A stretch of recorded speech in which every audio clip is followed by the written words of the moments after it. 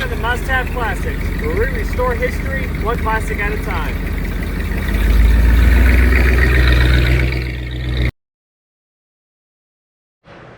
So lesson number 112 or something of the day.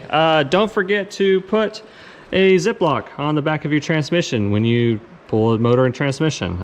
I'd never be that stupid, and apparently I was. Welcome back to Must Have Classics. I'm Nick, and today we are back on my 1969 Mercury Cougar.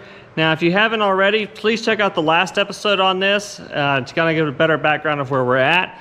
In the last episode, we got the front end torn apart and then started stripping it down into bare metal. Now, before we get started on this episode, I wanted to take a moment and talk about the build and also some of the comments I had gotten on the last video.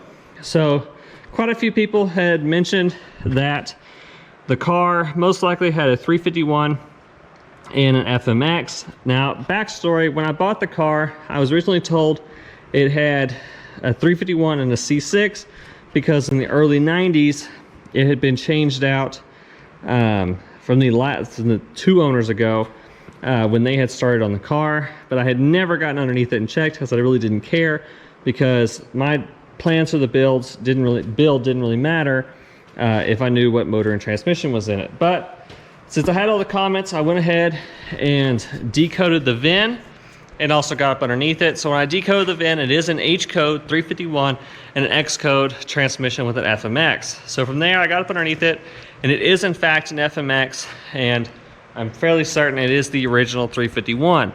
So my assumption is that the car was parked sometime in like 93, 94. The registration was last in 93. So that's the rough estimate I'm going off of. And my assumption is that they probably started on it, got the dash torn out, all of that, and then never got to doing the motor and transmission before they stopped on it. The guy I got it from, he bought it from that old man, and then I ended up with it after he thought the car was too far gone to be built. And that's where we're at with it. So yes, to everyone that commented down below, you are correct. It does have a 351 with an FMX. I just went off what I had heard when I bought the car. I should have checked, just never had the time. Now, going into that, and some of the reasons why I did not care, last video, I had talked about rebuilding the 351 and stroking, boring it, and making a killer small block out of it. However, since then, I've actually gotten a lead on a 429 big block, and that is where we're actually going to end up going with this car. I'm 90% sure at this point.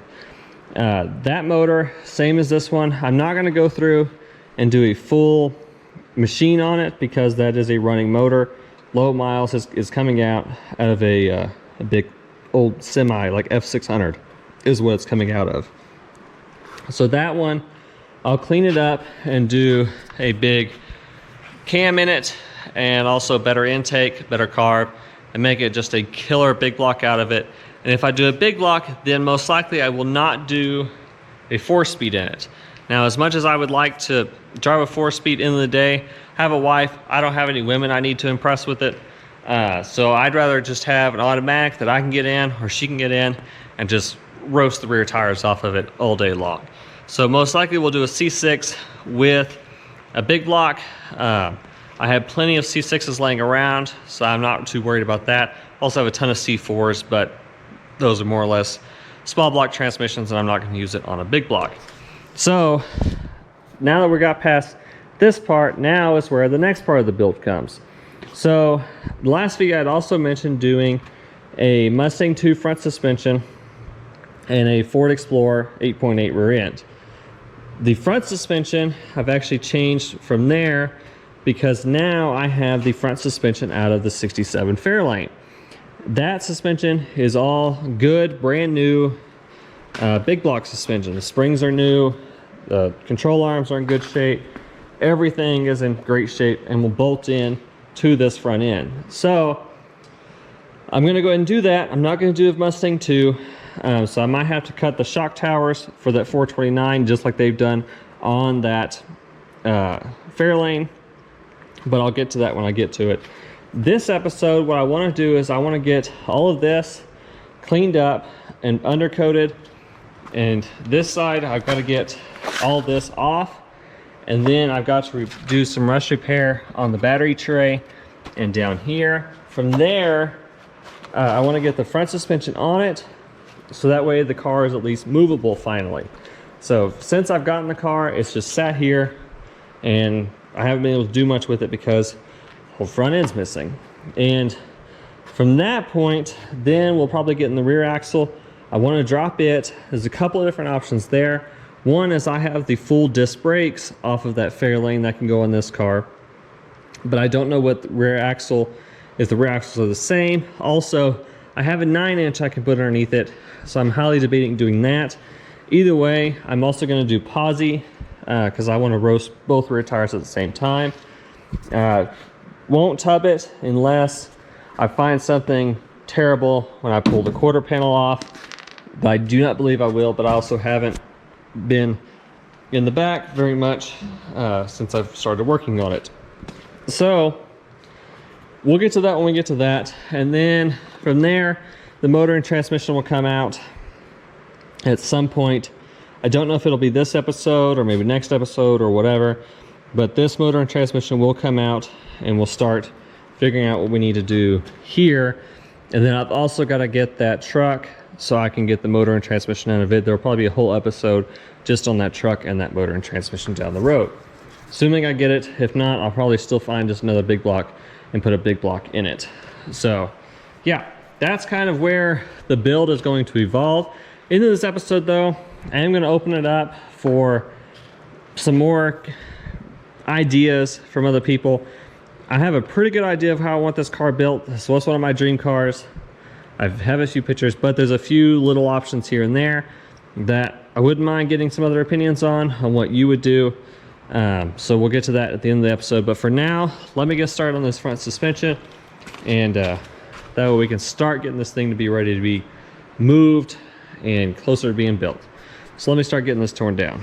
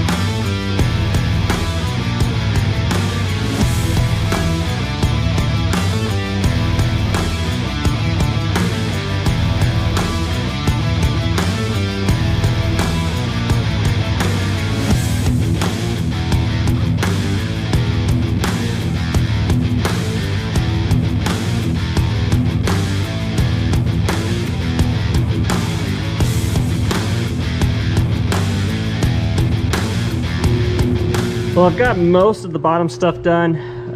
This thing has been absolutely way more of a pain than I had hoped it would be. I've torn down tons of these front suspensions like this, and this one just, everything is so old and worn out on it. It wasn't going to take much. For anyone asks why I didn't use my impact, that's because I had used it on another project, had laid it in my truck, and my truck is not here, so don't have my impact.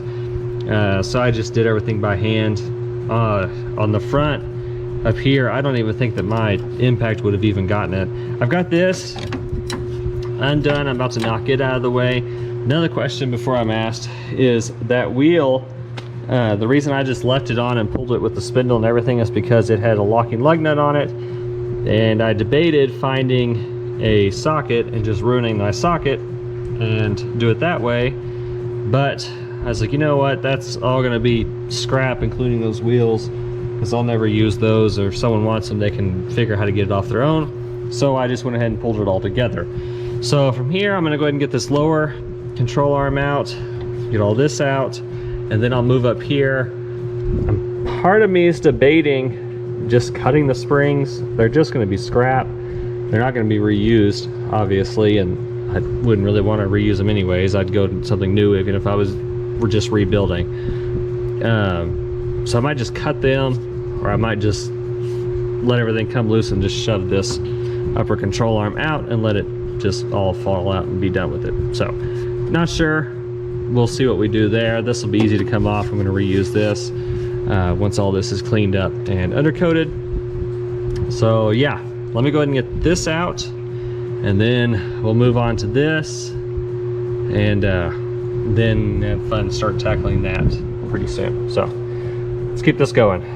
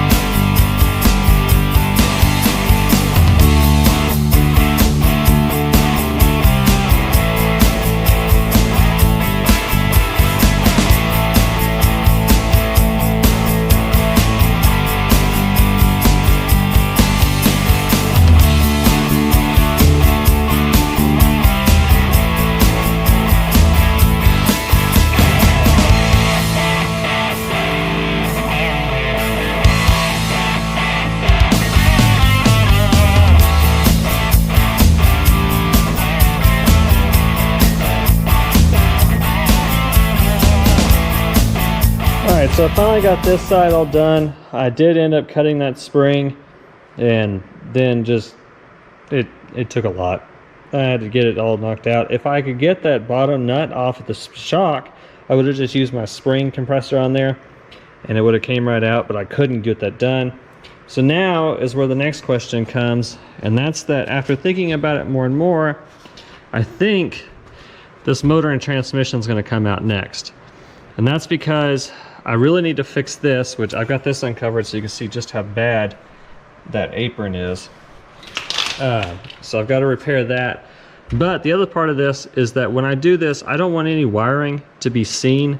So I'm going to end up filling a lot of these holes on the side aprons and all that. And I'm going to end up hiding a lot of it like underneath the battery and under it through here. So there's no wiring seen in the engine bay.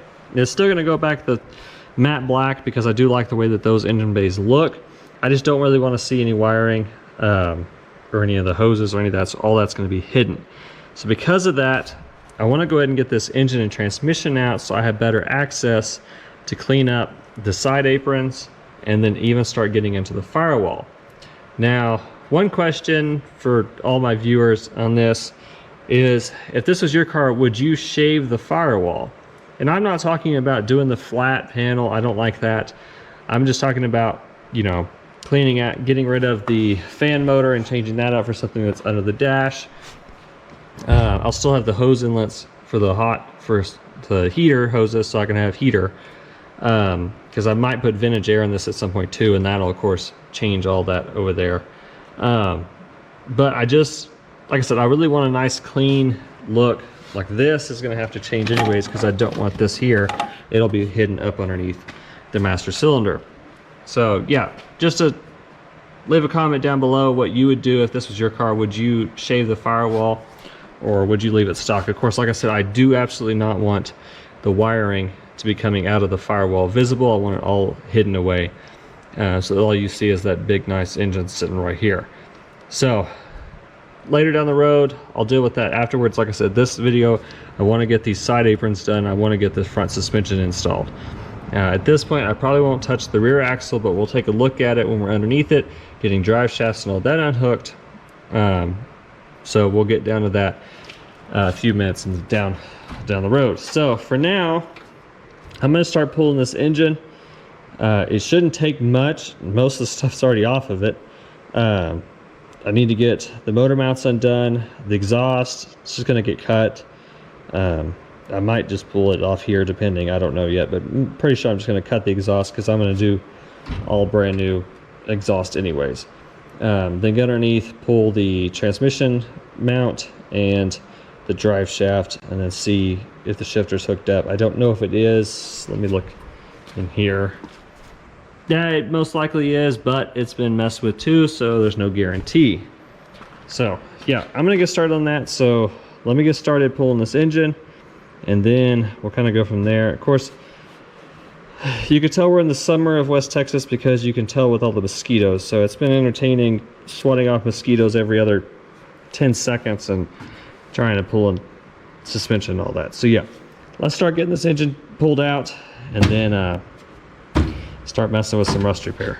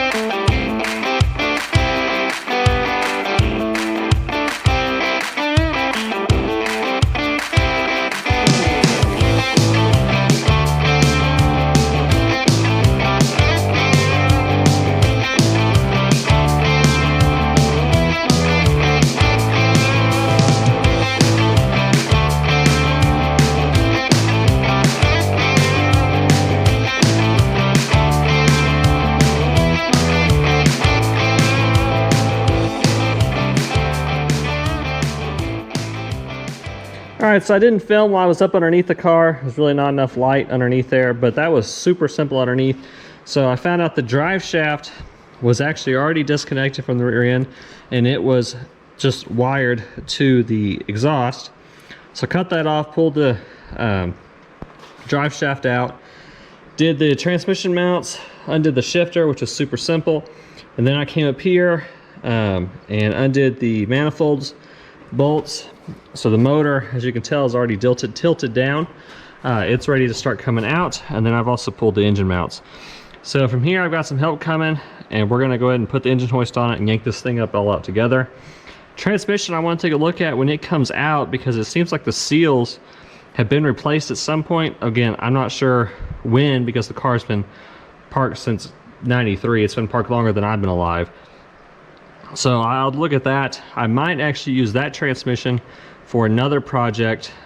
I've got sitting over here, one of my granddad's old shop trucks is a '69 Ranchero that has a straight 6 in it, and we need a different transmission for it. So instead of converting a C4, I might actually convert that FMX. But again, I've got tons of C4s laying around, so I don't know. That'll be later on different video down the road.